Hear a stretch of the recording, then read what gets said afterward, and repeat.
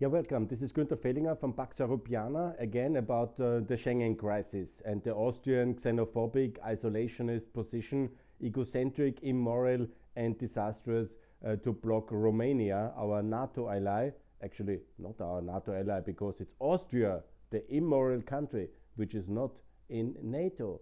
And it's neutral towards the world, and it's not a full member of the West, and that should change. Yeah? And I call on the Romanian and Bulgarian authorities, who are good NATO allies, who are very serious, to call the American president and the leader of NATO and all NATO allies to help them. And in this video I will outline how exactly Austrian position and this unsustainable position and this very isolated Austria, I have Austria put here now on the bottom of my little video installation, because me as an Austrian and as a long-term Romanian activist, I'm very angry, sorry for this little stunt, I'm very angry on the Austrian position, and I have worked a long time in the 90s for Romania already. I remember, some of you might remember the times in the European students movement in EDS. I was very active in Romania, also then an SME union of the EPP, and I have supported all the big changes like NATO and EU membership already in 96, 97, 98, and it was many Austrian friends, also from Austrian People's Party, who opposed it and said, Günther, don't promise them NATO membership and EU membership. And exactly then I promised also, I promoted the flat tax movement. 16% Romania has done now, even actually the corporate taxes are 10. And I've seen now the statistics in the framework of this crisis that Romania is the most successful country in Eastern Europe. And we are very well invested in Romania as Austria with whatever 10 billion FDI. And I will talk about exactly, yeah, that's a big success. Let's make it like this, and we should be very happy, and we should not threaten our position of this success, and we should actually, Austria is the one who has not done the things properly. The Romanians have done most things properly, and in this video I will now outline what Romania can do to be in Schengen. And the same is also true for Bulgaria. I always helped as well Bulgaria, but I'm more active in Romania, and I will focus a bit on Romania because there is more open issues. But I hope both of them, and that's my plea, don't postpone the whole thing to 2023. No Swedish compromise proposal for February. Push it for the next EU Council meeting and put it on the higher level and make it a big thing. And I will now explain you exactly what are the leverages to achieve it. And I hope that you will follow this, and please forward it to the authorities, to Mr. Ioannis and all the friends in Romania and in Bulgaria who are working on that, because I will try to give you very concrete insights how to break the Austrian veto and how to overrule it next week, and who will be the power tools and which policies you should do in order to achieve it. Good. First of all, Romania and Bulgaria, you have to be on the top moral high ground. So don't be anti-European, because just now Karl Nehammer was in the main Austrian Meet the Press in the morning, and he said, look how anti-European the Romanians are, because they boycott our good Austrian products. So don't be anti-European. It's very nice, as a consumer to boycott Austrian products, but don't do it as a state, so don't be that, and go on the moral high ground. The moral high ground is to be the best Europeans. So appeal to the European authorities and make it very clear that you want to be Schengen because you deserve it. Secondly, it's also my long-standing recommendation that Romania joins the Eurozone and makes it very clear. I was since years now very active to call for your Eurozone membership, but I don't know exactly what reasons is behind that you don't apply, because that's very much a problem, because Romania, with its big and successful economy in the Eurozone, would be a big step forward towards also Moldavia to adopt the euro. I'm also for Ukraine to adopt the euro, but you by yourself are a very important addition to the Eurozone. And I know there is probably some German resistance behind it and some kind of monetary, but I saw the criteria, all the important ones you fulfilled. and still you postpone it for 2028 and whatever. So that's very bad, because you have to be seen as the most pro-European country. Nobody should attack you for that kind of anti-Europeanism. So it's very important, the moral high ground. So also to apply and also make it very clear to the German government, you want to be, if they don't want you in Eurozone, okay, that's the European authorities or the central bank or the Mr. Dombrovskis, yeah, but you as Romania want, and that you must make very clear and very soon. It is utterly possible as a result of the war of which Russia leads again, to have big unification steps. Yeah? We even gave Ukraine, something I fought for many years, the EU candidate status, so things are possible.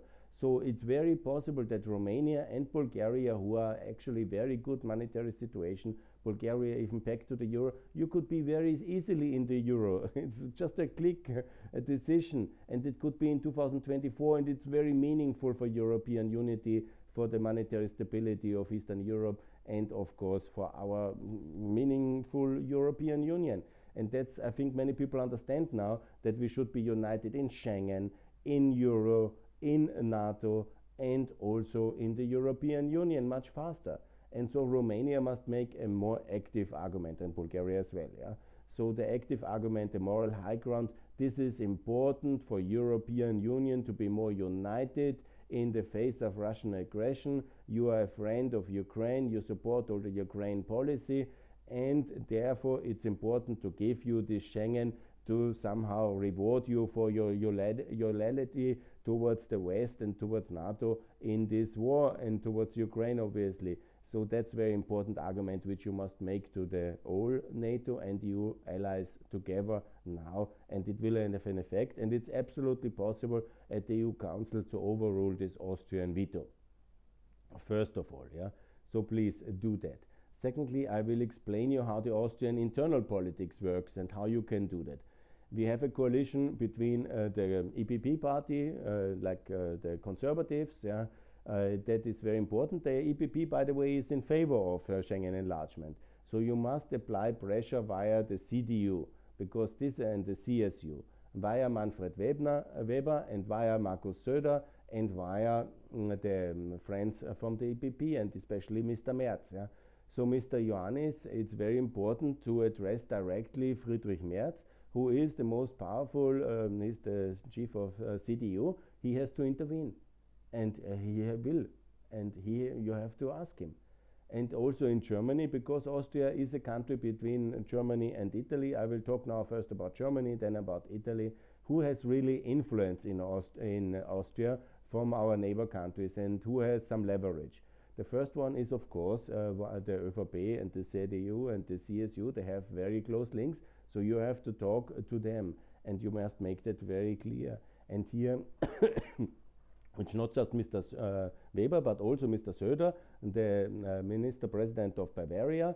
Here is the leverage, and here is also the leverage via Mr. Merz, so that's important. Germany has also a very strong Green Party, and here Cem Özdemir, the Minister of Agriculture, is the best friend of the Austrian party chairman of the Austrian Greens, Mr. Kogler.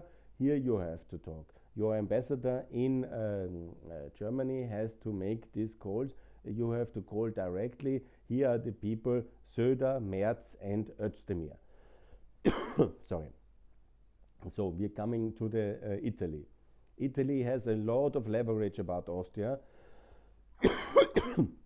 Sorry, has a lot of leverage. Yeah? It's very important to mobilize the Romanians in Italy to work with Mrs. Meloni. She has all the leverage because of our infrastructure project connecting Italy and Germany via Austria, the so-called Big Tunnel. It's the most expensive European infrastructure project. Sorry for my cold. The situation is like this, yeah. So here we come, and this is very important. You do have to talk to the Italians, and the Italians have to threaten to end the Brenner Basis Tunnel. This they just recently approved, yeah, last week, and it's a big negotiation. Yeah, that's very expensive, and that's very risky for Austria.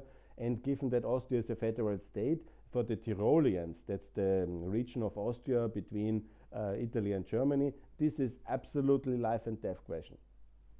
And they are very powerful in the Austrian internal politics, and you have to threaten this project. There's no other way. Additionally, it is very important that you threaten this kind of traffic limitation. Mr. Salvini, as the Minister for Transport, has just last week said he will not accept it, and he was pressured by European discipline to accept it, and he didn't want, but he did. And so this is very fragile, and here's the fragile point. Here are the fragile issues. You have to talk with the Italians. If they want you in Schengen, they have to pressure the Austrians to accept the Schengen situation, or to not get this tunnel done, or to make a lot of problems. The additional pressure point there in Tyrol is the minority regulation of the South Tyroleans. This is very sensitive issues in Austria and Italy. This has historically been a big conflict. Now they want to have a new autonomy status. The consent of Mrs. Meloni is very important. So you have to talk to the Italians. The Italians, and especially Mrs. Meloni, she's very powerful, she's very dynamic, she's very pro-European friend of Ukraine, to my big surprise. But she is very good. Maybe she will help you, and that's something to work on. Sorry. Then I will talk about the Austrian internal politics. You know, we have a lot of immigrants in Austria who have already the voting rights. And here, you have to understand that the whole crisis has developed. Sorry, I'm really very cold. I shouldn't do videos, but it's the week before. I have to do it now. Sorry, I will do. So,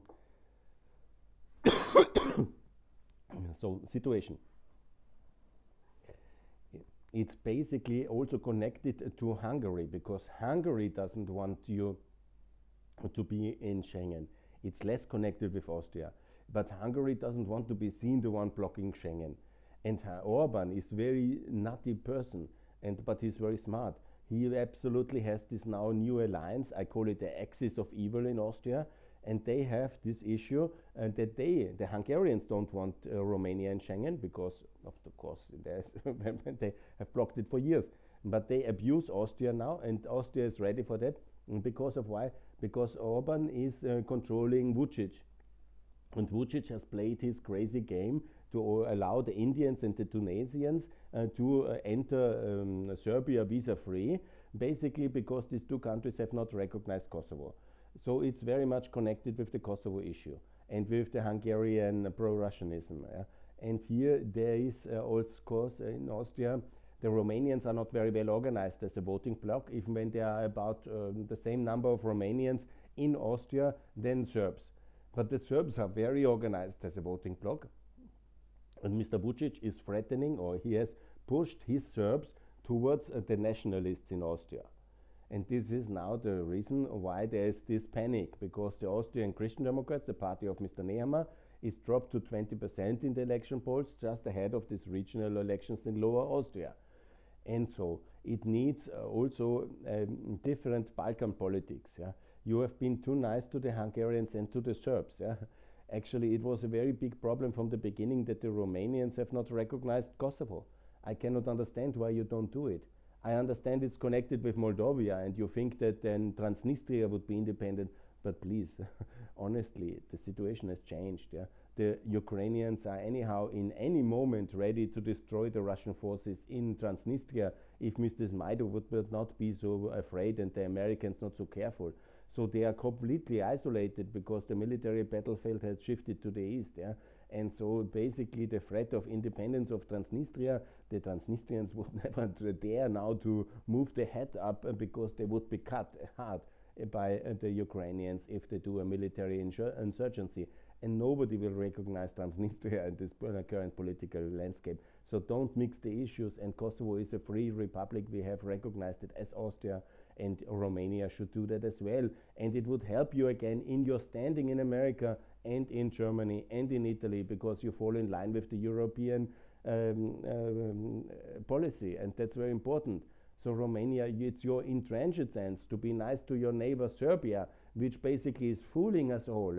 It's Vucic who is heading for war in Kosovo. It's Vucic who brings the Indians in. And Vucic just now, yesterday, he has agreed in January he will cut the immigration lines from India.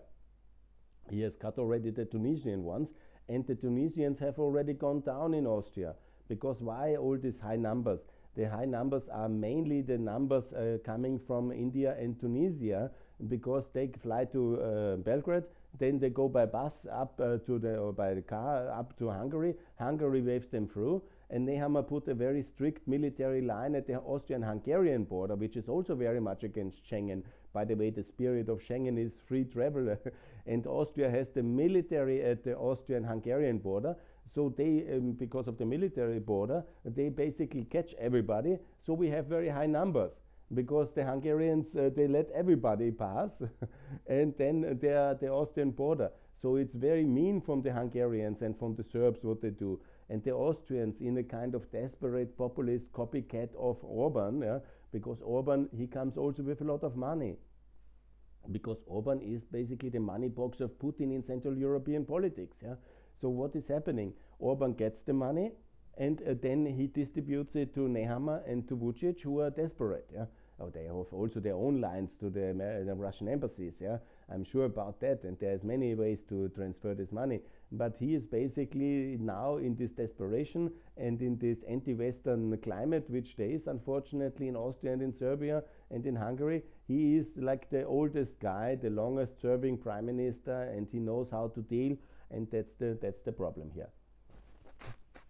So, nevertheless, so what you have to do, Romania, it's to recognize Kosovo. It's very good, yeah. That's a very good policy. The second one is also, and then to make sure that you join the Eurozone. I said that already. But then also to mobilize your voting blocks better in Austria, because you have over 120,000 registered voters. But who are they voting for? I hope for pro-Schengen Romanian parties, yeah. But have you organized them? Have you mobilized them? This is what Vucic is doing all the time. And he is putting this a big issue since a decade. He is basically using the Serb immigration minority in Vienna as a voting bloc for his political interests to support anti-Kosovo policies of the nationalists. And it's quite effective, because they're well organized, and they are now also very anti-Ukrainian and pro-Russian. That's a big problem for our politics. And basically Orban is providing the money via Putin, and Vucic is providing the votes via his migration minorities. And the Romanians have to be organized as well. Let me call also for the economic things. Yeah? It's very important to focus on specific companies like OMV. It's very important. It's in Lower Austria. Yeah? It's also the Raiffeisen Bank. It's very important in Lower Austria, in this region, which is now the elections. Also Erste Bank. Yeah? And this is, of course, an effective tool. Yeah? But don't be seen as anti-European. Be just specific, and be on the moral high ground to win this debate and convince everybody. This is very important. Yeah? And also to be active in specific areas, like there's other Austrian products. I showed the list that you are very active on that one. That's very good. But the most important argument I would actually use is that Austria is not in NATO. So a neutral country which is not participating in the EU training mission, and put the moral argument very high on it. Austria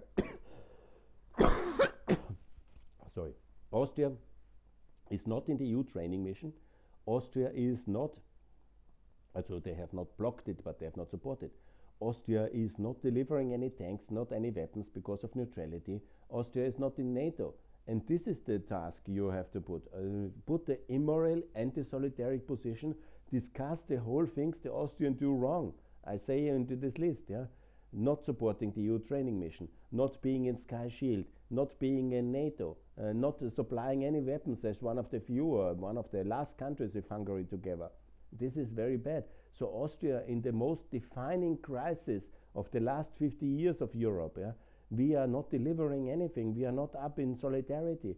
Of course, our foreign minister, who, by the way, says it's all a Houston, we have a problem, and it's just a delay, and so he tries to talk all this crisis away, but it's a very xenophobic, and Austrian really is in a bad position here, and it's undefensible what they are doing.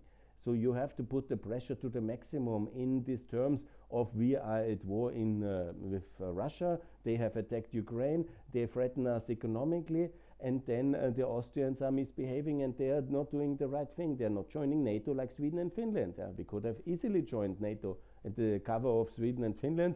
It would have been just. But Mr. Schüssel, who is basically Putin's man in Austria, like Gerhard Schröder, he said no to the Karl Nehammer. Karl Nehammer closed the debate, and so in Austria it's a very controlled society. There is no debate, only just me on my videos basically and my campaign. So that's a very big problem. And then Mr. Schüssel is very active here, and he's also very active in this economic Austrian-Russian links. Yeah? And OMV is basically the hub of the Russian influence in Austria, and it's also very much active in Romania. So OMV is also 30% owned by the Austrian state, or 33%. Yeah? So you have to push that. Yeah? You have to squeeze OMV.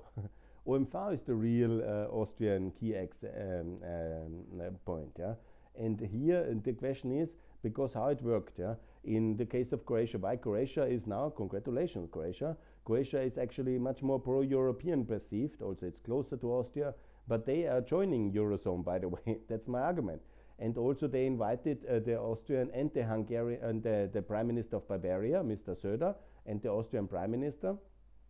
It's a bit confusing, but it's the governor of Bavaria, Mr. Söder, from CSU, and that's a big, Bavaria is very big, and they have this system in Germany. And they invited him to Krk, to the LNG terminal, and then Mr. Plenković, the Prime Minister, he's very smart. He basically, the LNG is the island, you know, comes the liquid gas from the world and from Qatar. And then he said to Nehammer, you want to have the gas or no? Schengen or no? And that was it, yeah. And then Mr. Nehammer came back, that was just 10 days ago. He came back from Krk, he said, okay, Schengen for Croatia. But you know, I know, but you could have easily done it if Mr. Ioannis, he has not the cojones for that.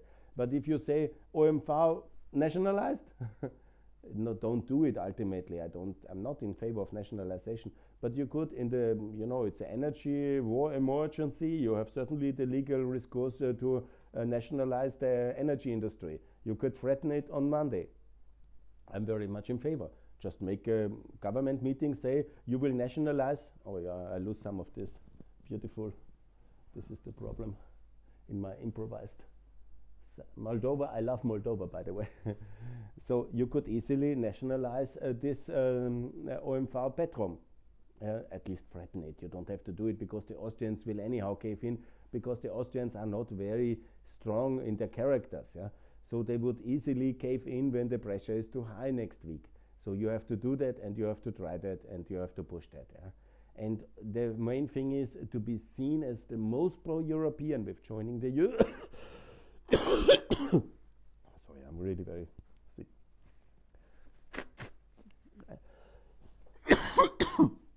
Anyhow, good. I made my case. Romania, do it. Now I will finish this video because I'm not in good condition to video making. But I'm passionate about your country and I'm passionate about Europe. Please, Romania, join the Eurozone, join Schengen, and I gave you now a guideline of some things to do, which are very important, and most of all, threaten to nationalize Petrom on Monday. This is, of course, a hard decision to do, and ultimately you don't have to do it. But say it, and say it clearly, and criticize Austria for not being in NATO, for not doing anything for Ukraine, for being so weak on the sanctions, for being so dependent on the Russians, for buying, we have 26 billion of Russian FDI in Austria. Look at the Navalny video, which I post on my Twitter account so often, where he is seeing all this Russian money laundering in Tyrol and all these big hotels and all the energy interest of Russia in Austria because of closeness to OMV, the hub of Russian energy for 50 years. Don't forget, for the 50 years cooperation, Putin in 2018 came himself to Vienna during the war in Donbass already. So let's not forget, Austria is the most, after Hungary, the most pro-Russian country in Europe, and you see that in the Ukraine war in this year, where we have not changed our position significantly. We didn't join NATO, we don't support the Ukraine war effort, and we are very anti-solidarity in the EU, and we are very immoral. And I would like to continue for that because I'm a bit sick today. So I will call for Romania and Bulgaria to be in Schengen, to join the Eurozone, to stay on the moral high ground, and to be critical and to win this debate next week. Please, next week you have to win that, because don't wait for 2023, because you never know what's happening. Yeah? And it cannot be that the local elections in Lower Austria and then in February we do the same decision we should have done now, just to give some kind of populist rhetoric in the Austrian media, which anyhow is serving the Orban. I have maybe not explained that much, because we were joking in Austrian Twitter already that this whole policy will lead to FPÖ, the nationalists, friends of Putin, who are funded by Putin, to be at 30%. And guess what? Now, after this crisis, the nationalists are at 30%, because Mr. Nehammer thinks he can somehow compete in being more extreme and more anti-immigrants. And by the way, the anti-immigrants is then serving the nationalists, because if the people are really riled up against foreigners, Romanians included, then they understand the whole debate obviously in these terms of racism and anti-Romanianism. Then you basically, the people will vote for the nationalists and not for the Christian Democrats, yeah? Which are, anyhow, they can never be as hard as the nationalists in the anti-foreigner debate. Yeah? So it was very bad, and it exactly came, like many commentators have said, that now at the mid of December, close to end of December, we have a majority of voters voting, so making preferences for the nationalists. It will not stand. I don't think they will win the 2024 elections. That's the next voting term, but I think it could happen. So that's my recommendations. Yeah? It's, I think, an overview, and fight this new axis, break this axis, Hungary and Serbia and Austria. See my tweets where I have explained it. Don't be so nice to Serbia, because they are basically pulling the strings here, and don't be so nice to Hungary, because it's Hungarian agenda which Orban is now implementing, and the Hungarians say, no, we are in favor. Yeah? It's like a joke. In the background, Orban is pulling all the strings, and that's, of course, the truth. Yeah, I think I made most of my points. I want to thank you very much. I'm sorry that I had to sneeze a bit, but I will be fine, and Romania will be in Schengen, and Bulgaria as well. And if you follow my advice, you will be much faster. And thanks for watching. Thanks for subscribing this channel. I will fight for Romania and for Bulgaria in Schengen and in the Eurozone in the future. I have done the same for the EU and NATO in the past, and for flat tax, and I'm happy you did it. I'm happy you're so successful. And now the next step forward must be obviously to be more united, more pro-European in the Euro, in Schengen, and to be more united. And that's my wish for Romania and for Bulgaria. Thanks a lot. All the best. Bye.